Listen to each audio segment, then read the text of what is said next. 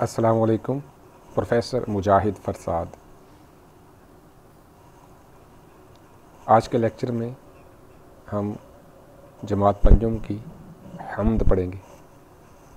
हम्द वो नज़्म होती है जिसमें अल्लाह ताला की तारीफ़ बयान की जाए। तलफ़ुज़ शबनम, क़दर, गुलकारियाँ, खालिक, दश्त, कौनो मकां, जलवागरी, फलक। खुदा सब का खालिक है कौनो मकां में, ये गुलकारियाँ जिस कदर हैं जहाँ में। फलक, चाँद, सूरज, ये रोशन सितारे, पहाड़ और दरिया ये दिलकश नज़ारे। पहाड़ों से गिरते हैं पानी के धारे, कि शबनम ने फूलों के चेहरे निखारे। खुदा सब का खालिक है कौनो मकां में, ये गुलकारियाँ जिस कदर हैं जहाँ में। ये इसका पहला बंद है। इस नज़्म के कुल 3 बंद हैं। बंद नज़्म के टुकड़े को कहते हैं।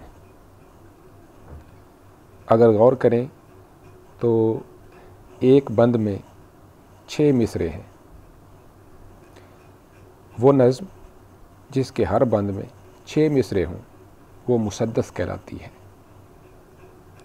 अगर मज़ीद गौर किया जाए तो इसमें एक शेर यानी 2 मिसरे बार बार दोहराए जा रहे हैं। खुदा सब का खालिक है कौनो मकां में, ये गुलकारियाँ जिस कदर हैं जहाँ में। तो ये शेर टीब का शेर है, यानी वो शेर जो बार बार दोहराया जाए या वो मिसरा जो बार बार दोहराया जाए वो टीब का मिसरा या टीब का शेर कहलाता है। अगला बंद देखते हैं। खुदा की हर एक समत जलवागरी है, कि नूरी फ़ज़ाओं से दुनिया भरी है।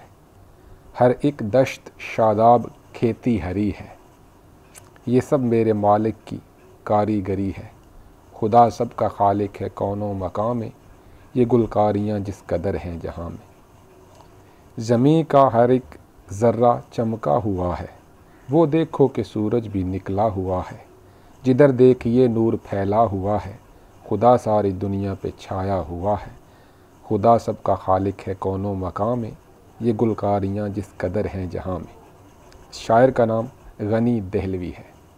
अगर हम मज़ीद गौर करें तो कौनो मकां और जहाँ, यानी पहला शेर देखें, इसमें पहले मिसरे में कौनो मकां और दूसरे मिसरे में जहाँ, ये आपस में हम काफ़िया हैं। यानी जो मकां और जहाँ ये आपस में हम काफ़िया हैं।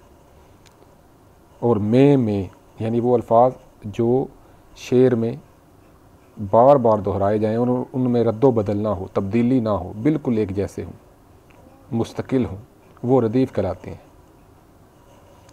आगे देखें। फलक, चाँद, सूरज ये रोशन सितारे, पहाड़ और दरिया ये दिलकश नज़ारे। पहाड़ों से गिरते हैं पानी के धारे, कि शबनम ने फूलों के चेहरे निखारे। इसमें सितारे, नज़ारे, धारे, निखारे ये चारों हम काफ़ियाँ हैं, इसमें रदीफ़ नहीं है। आगे देखते हैं। खुदा की हर एक समत जलवागरी है, कि नूरी फ़ज़ाओं से दुनिया भरी है। हर एक दश्त शादाब खेती हरी है, ये सब मेरे मालिक की कारीगरी है। इसमें जलवागरी, भरी, हरी, कारीगरी ये आपस में हम काफ़िया हैं। और आगे है ये रदीफ़ है। इसी तरह तीसरा बंद देखें। ज़मीं का हर एक ज़र्रा चमका हुआ है, वो देखो कि सूरज भी निकला हुआ है।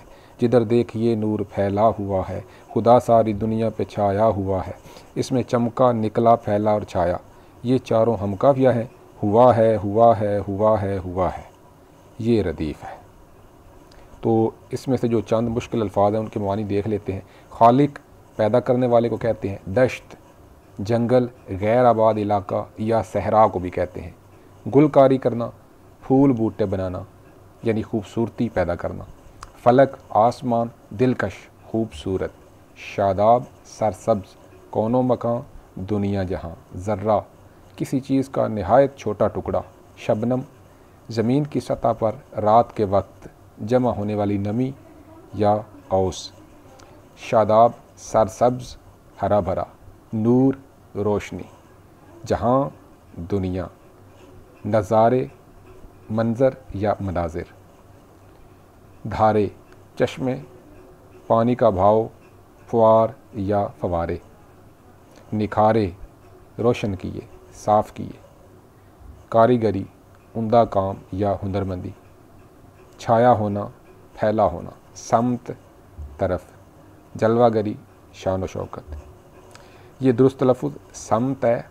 आम तौर पर लोग उसको समत भी पढ़ देते हैं, सिमत भी पढ़ देते हैं, लेकिन समत है, यानी सीन पर ज़बर है, मीम और ते दोनों साकिन है।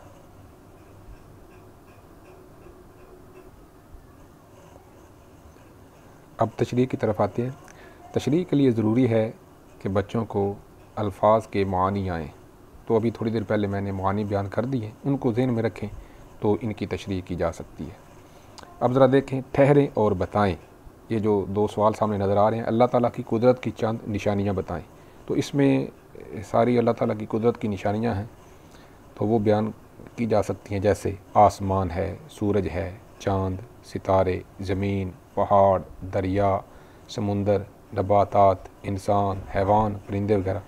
दूसरा सवाल है, ज़मीन का हर एक ज़र्रा किस वजह से चमका हुआ है।